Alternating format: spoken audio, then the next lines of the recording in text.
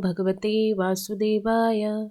ॐ शान्ताकारं भुजगशयनं पद्मनाभं सुरेशं विश्वधारं गगनसदृशं मेघवर्णं शुभाङ्गं लक्ष्मीकान्तं कमलनयनं योगिभिर्ध्यानगम्यं वन्दे विष्णु भवभयहरं सर्वलोकैकनाथं। नमस्कार। आज आम ओडिया श्रीमद् भागवतर नवम स्कंधर अष्टादश अध्याय पाठ करिबा।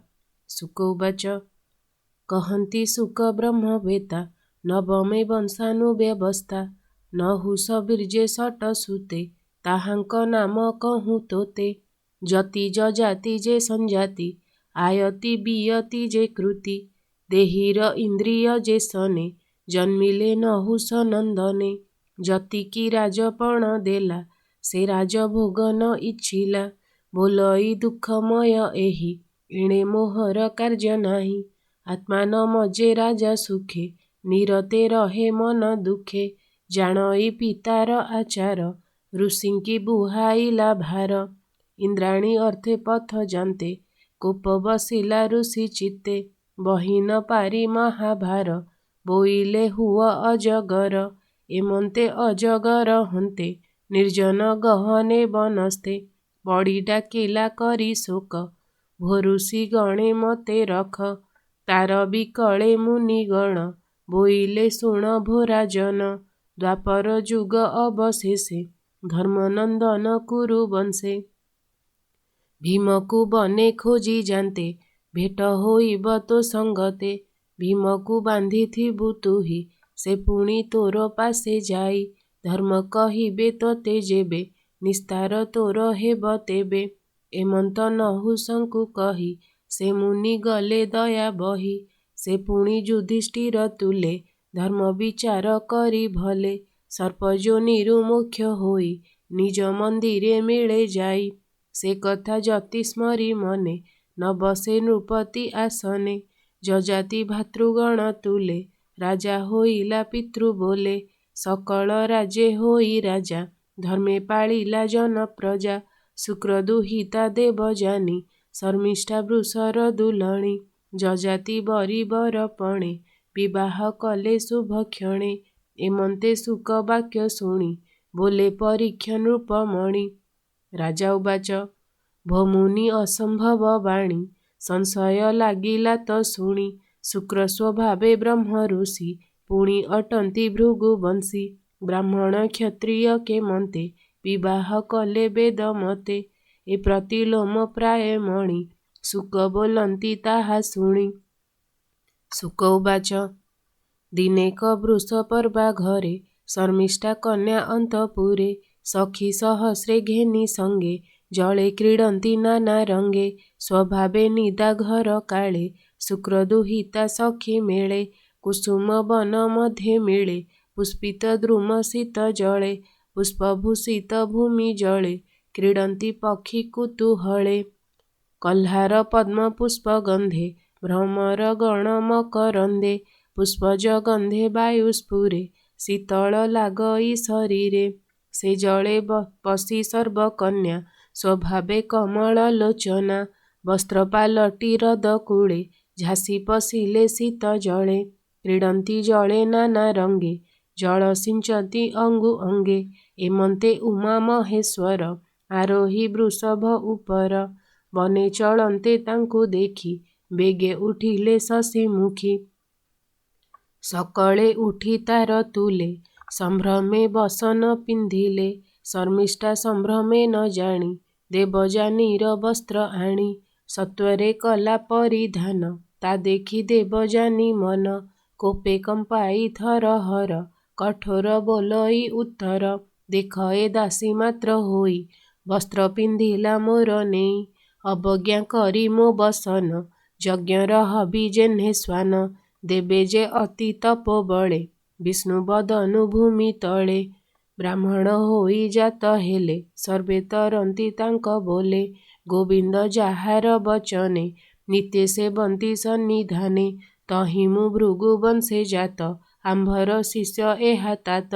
मु वस्त्र पिंधि गर्भ मने शूद्रकु वेद वाक्य जेने एमंते देवजानी कथा शुणी शर्मिष्ठा मने व्यथा बोलई पुरुष वचन ସିଂହକୁ ଶୃଗାଳ ଯେ ସନ ଆପଣା ବୃତ୍ତାନ୍ତ ନ ଜାଣି ମୁଁ ଆଗେ କହୁ କଟୁ ବାଣୀ ସ୍ୱଭାବେ ଭିକ୍ଷୁକ ବୋଲାଉ ଲଜ୍ଜା କି ମୁଖେ ତୁ ନ ପାଉ କାକମାନଙ୍କ ପ୍ରାୟ ହୋଇ ଥାଅ ତୁ ଆମ୍ଭ ଘରେ ଚାହିଁ ରାଜାର ଦୁହିତାଟି ମୁହିଁ ତୁ ମତେ କହୁ ଗର୍ବ ବହି ଏମନ୍ତେ ବହୁ କପ କଲା ସଖୀଙ୍କି ଚାହିଁ ଆଜ୍ଞା ଦେଲା ମାର ବୋଇଲା କୋପ ମନେ ଶର୍ମିଷ୍ଠା ଧରି ତା ବସନେ ଓଷ୍ଠ କାମଡ଼ି ଅତି କୋପେ ତା ବସ୍ତ୍ର ପକାଇଲା କୂପେ ପୁଣି ତାହାରି ହସ୍ତ ଧରି କୂପେ ଖେପିଲା କୋପ କରି ଗଲା ସେ ଆପଣା ମନ୍ଦିର ଏବେ ହ ଶୁଣ ନୃପବର ଯଜାତି ମୃଗୟାର ଅର୍ଥେ ଥିଲା ସେ ଗହନ ବନସ୍ଥେ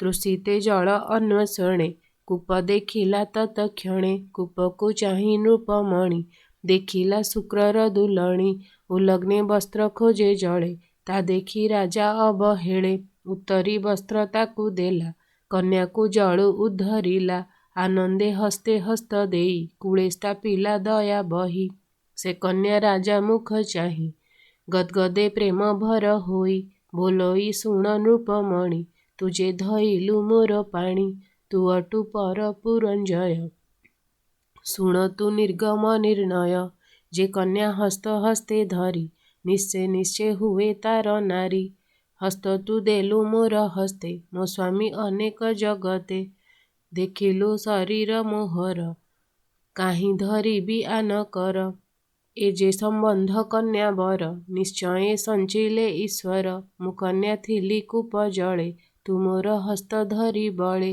କୂଳେ ସ୍ଥାପିଲୁ ଦୟା ବହି ତୋ ତହୁଁ ଅନ୍ୟ ବର ନାହିଁ ଏ ଶାସ୍ତ୍ର ମତେ ବିଚାରନ୍ତେ ବ୍ରାହ୍ମଣେ ନ ବରିବେ ମତେ କଚ ଯେ ବୃହସ୍ପତି ବଳା ପୂର୍ବେ ସେ ମତେ ଶାପ ଦେଲା ସେ ଶାପ ନୋହିଲା ଅନ୍ତର ଏଣୁ କ୍ଷତ୍ରିୟ ବର ମୋର ଶର୍ମିଷ୍ଠା ମୋର ଭୁଜ ଧରି କୂପେ ଖେପିଲା କୋପ କରି ଗଲା ସେ ଆପଣା ମନ୍ଦିର ଏବେ ହୋ ଶୁଣ ନୃପବର ଦଇବ ସଞ୍ଚିତ ଏ କଥା କେ କରି ପାରିବ ଅନ୍ୟଥା ଯାର ବଚନ ରାଜା ଘେନି ସମ୍ମତ କରି ହୋଇ ତୁନି ଯଜାତି ନିଜପୁରେ ଗଲା ସେ କନ୍ୟା ମନେ ବିଚାରିଲା କହିବି ପିତା ଆଗେ ମୁହିଁ ଯେମନ୍ତେ ବର ଲଭିବଇଁ ରୋଦନ କରି ମନ ଦୁଃଖେ କହିଲା ପିତାର ସମ୍ମୁଖେ ଶର୍ମିଷ୍ଠା ଯେତେ କର୍ମ କଲା ଯେମନ୍ତେ କୂପେ ପକାଇଲା ରାଜା ଉଦ୍ଧରିଲା ଯେମନ୍ତେ କୂପ ତୋଳିଲା ଦକ୍ଷ ହସ୍ତେ ଏକଥା ଯେମନ୍ତ ବିଧାନେ କହିଲା ପିତା ସନ୍ନିଧାନେ ଶୁକ୍ର ଯେ ତାର ବୋଲ ଶୁଣି ଭବିଷ୍ୟ କଥା ମନେ ଗୁଣି ବୋଲଇ ମୁଣ୍ଡେ ଦେଇ ହସ୍ତ ଧିକ ମୋହର ପୌରହିତ୍ୟ ଏମନ୍ତେ ମନେ କୋପ କରି ଦୁହିତା କର କରେ ଧରି ବୃଷପର୍ବାର ପୁରେ ଗଲେ ସକୋପେ ରାଜାଙ୍କୁ ଭେଟିଲେ ଗୁରୁ ବଦନେ କୋପ ଦେଖି ସମ୍ଭ୍ରମେ ଆସନ ଉପେକ୍ଷି ଅନେକ ସ୍ତୁତି ବାକ୍ୟ କହି ଚରଣେ ଗଡ଼ି ଘାଲି ଶୋଇ ଶୁକ୍ରଙ୍କ କ୍ରୋଧ କ୍ଷଣ ମାତ୍ର ରହଇ ସଂସାରେ ବିଦିତ ବୋଲଇ ତାର ମୁଖ ଚାହିଁ ଆମ୍ଭର ଦୁହିତା ଯେ ଏହି ଏ କନ୍ୟା ବାକ୍ୟ ତୁମ ଘେନ ଏହାର ଇଚ୍ଛା କର ପୂର୍ଣ୍ଣ ଯଜାତି କୂପ ଉଦ୍ଧରିଲା ଏ କନ୍ୟା ହସ୍ତେ ହସ୍ତ ଦେଲା ମୁଁ ଏବେ ବେଦ ବାକ୍ୟ ମତେ ବ୍ରାହ୍ମଣେ ବରିବି କେମନ୍ତେ ଯେପରି କନ୍ୟା ହୁଏ ଶାନ୍ତି ତା ବେଗେ କର ତୁ ନୃପତି ଭୃଗୁଙ୍କ ବାକ୍ୟ ମନେ ଗୁଣି ସେ ବୃଷପର୍ବା ନୃପମଣି ଦେବଯାନୀର ପାଶେ ଗଲା ବିନୟ ହୋଇଣ କହିଲା ନିଜ କନ୍ୟାର ଦୋଷ ମାନ ସମସ୍ତ କଲା ନିବେଦନ ତାହାର ସ୍ତୁତି ବାକ୍ୟ ଶୁଣି ସନ୍ତୁଷ୍ଟ ହୋଇ ଦେବଯାନୀ ନିଜର ଯାହା ଅଭିଳାଷ ତା ଆଗେ କଲା ପ୍ରକାଶ ବୋଲଇ ଶୁକ୍ରର ଦୁହିତା ଶୁଣ ତୁ ଆମ୍ଭର ବାରତା ମୋ ପିତା ଯହିଁ ମତେ ଦେବ ଶର୍ମିଷ୍ଠା ମୋର ସଙ୍ଗେ ଥିବ ମୁଁ ତାର ହେବି ଶ୍ରେଷ୍ଠ ନାରୀ ତୋ କନ୍ୟା ହେବ ପରିବାରୀ କନ୍ୟାର ଠାରୁ ବାଣୀ ଶୁଣି ଅସୁର ରାଜ ହେଲା ତୁନି ଭାଳନ୍ତି ବୃଷପର୍ବା ରାଏ ବିପଦ ପଡ଼ିଲା ଥୋକାଏ ସଖୀ ସମେତ କନ୍ୟା ଆଣି ବୋଲଇ ନିୟ ଦେବଯାନୀ ଏମନ୍ତେ ଶର୍ମିଷ୍ଠା ଅଇଲା ଦେବଯାନୀର ଦାସୀ ହେଲା ଶର୍ମିଷ୍ଠା ଦେବଯାନୀ ତୁଲେ ଯଜାତି ବରି ବିଭା କଲେ ଶୁକ୍ର ଯଜାତି ମୁଖ ଚାହିଁ କହନ୍ତି ଶୁଣ ନୃପ ସାଇଁ। ଶର୍ମିଷ୍ଠା ସଙ୍ଗେ ସହବାସ କଲେ ଲଭିବୁ ଅତି କ୍ଲେଶ। ଶର୍ମିଷ୍ଠା ତୁଲେ ଦିବ୍ୟ ନାରୀ ଘେନି ସତେକ ପରିବାରୀ।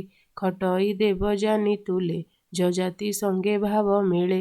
ଶର୍ମିଷ୍ଠା ରୂପ ଗୁଣ ଦେହେ ଯଜାତି ଦେଖି କାମ ମୋହେ। ଦେବଯାନୀର ପୁତ୍ର ଦେଖି ଶର୍ମିଷ୍ଠା ନିତେ ମନେ ଦୁଃଖୀ। ମିଳିଲା ରାଜାରେ ଏକାନ୍ତେ ପ୍ରାର୍ଥନା କଲା ପୁତ୍ର ଅର୍ଥେ। ତେଣୁ ସେ ହୋଇଲେ ମୋହିତ ଦଇବ ବସେ ବୁଦ୍ଧି ହତ।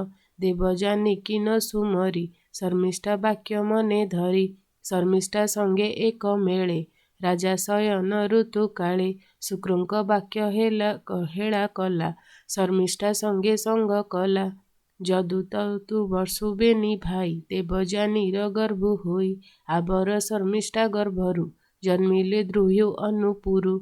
ସେ ଦେବଯାନୀ କୋପ ଭରେ କହିଲା ପିତାର ଅଗ୍ରରେ। ପିତା ଚରଣ ତଳେ ପଡ଼ି କାନ୍ଦଇବେନି କର ଯୋଡ଼ି। ଶର୍ମିଷ୍ଠା ତୁଲେ ରାଜା ନିତେ ରାତ୍ର ଦିବସ ତା ସଙ୍ଗତେ। ତାହାର ବସ ପ୍ରାୟ ରହେ କୋପ ନୟନେ ମତେ ଚାହେଁ। ଶର୍ମିଷ୍ଠା ପ୍ରେମ ବନ୍ଧ ଆସେ କେବେହେଁ ନ ମିଳେ ମୋ ପାଶେ। ଏମନ୍ତେ ଦୁହିତା ବଚନେ କୋପ ବସିଲା ଶୁକ୍ର ମନେ। ମିଳିଲା ରାଜାର ସମୀପେ ଗରୁଡ଼ ମିଳେ ଯେନେ ସର୍ପେ। ବୋଇଲେ କୋପ ଭର ହୋଇ ଅଧର୍ମ ଆଚରିଲୁ ତୁହି।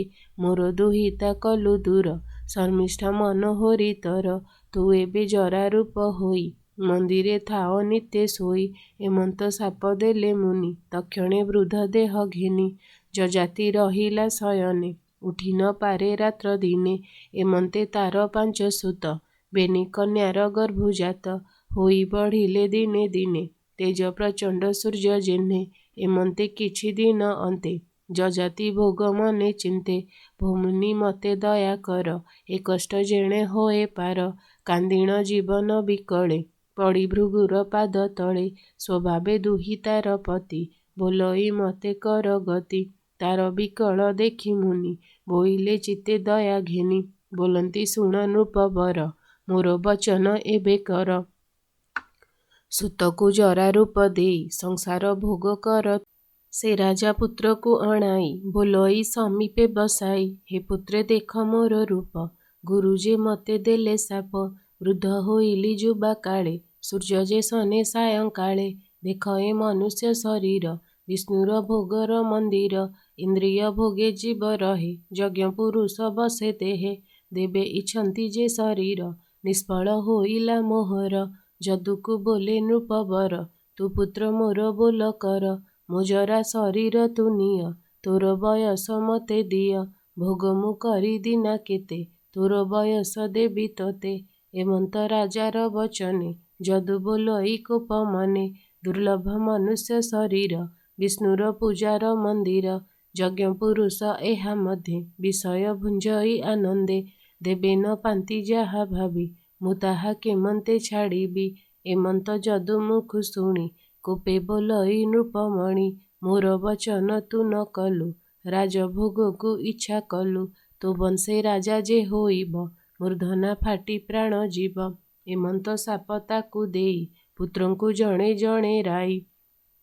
ତୁର୍ବର୍ଷୁ ଦ୍ରୁହୁ ଅନୁ ତିନି ରାଜା ବଚନେ ହେଲେ ତୁନି। ପୁରୁ ଯେ ଥିଲା ରାଜା ପଛେ ତକ୍ଷଣେ ମିଳିଲା ପ୍ରତ୍ୟକ୍ଷେ। କପୋଳେ ବେନି କର ଯୋଡ଼ି କହେ ନୃପତି ପାଦେ ପଡ଼ି। ଭୂତାତ ମତେ ଆଜ୍ଞା ଦିଅ ମୋର ବୟସ ତୁମ୍ଭେ ନିଅ। ତୋ ବୃଦ୍ଧ ରୂପ ଦିଅ ମତେ ମୋ ରୂପେ ବଞ୍ଚ ଦିନାକେ। ଏହା ହେ ଶୁଣ ନର ରାଣ କେ ବୁଝି ପାରେ ପିତୃ ଋଣ। ପିତାର ମନ ଜାଣି କରେ ଉତ୍ତମ ପୁତ୍ର ସେବେ ଭାରେ। ଶ୍ରଦ୍ଧାରେ ଆଜ୍ଞା ଯେ ପାଳଇ ମଧ୍ୟମ ପୁତ୍ର ସେ ବୋଲଇ। ଶ୍ରଦ୍ଧା ବିହୀନେ ଯେହୁ ପାଳେ ଅଧମ ପୁତ୍ର ସେ ସୟଳେ। ପିତାକୁ ଲଙ୍ଘେ ଯେ ଅଜ୍ଞାନ ସେ ପିତା ମଳ ମୂତ୍ର ଜାଣ। ଏମନ୍ତ କହି ନୃପ ବଳା ପିତାଙ୍କୁ ନିଜ ରୂପ ଦେଲା। ନିଶ୍ଚଳେ ରହିଲା ତା ମନ ଏମନ୍ତେ ଗଲା କେତେ ଦିନ। ପୁରୁକୁ ଜରା ରୂପ ଦେଇ ରାଜା ହୋଇଲା ଦିବ୍ୟ ଦେହୀ। ଭୋଗ ସେ କଲା ନାନା ମତେ ଇନ୍ଦ୍ରିୟ ଲାଳସା ଆୟତେ। ହୋଇଲା ସାତ ଦ୍ୱୀପେ ରାଜା ଧର୍ମେ ପାଳିଲା ଜନ ପ୍ରଜା। ନିଶ୍ଚିନ୍ତେ ଦେବଯାନୀ ସଙ୍ଗେ ଭୋଗ ସେ କଲା ନାନା ରଙ୍ଗେ। ଅନେକ ଦାନ ଯଜ୍ଞ ମତେ ସେବିଲା ବିଷ୍ଣୁ ପାଦ ଗତେ। जे हरि देह ए जगत आकाशे जलधर मत से हरिपाद दृढ़े चिंती विषय भोगे नरपति इंद्रिय न पारिला जिणी विषय भोग मने गुणी सुजन जने एहा शुणी भविव भव तरंगिणी कहई विप्र जगन्नाथ नवम वंशानुचरित। इति श्रीमद्भागवते महापुराणे परमहंस संहितायां नवमस्कन्धे अष्टादशाध्यायः। ओम नमो भगवते वासुदेवाय।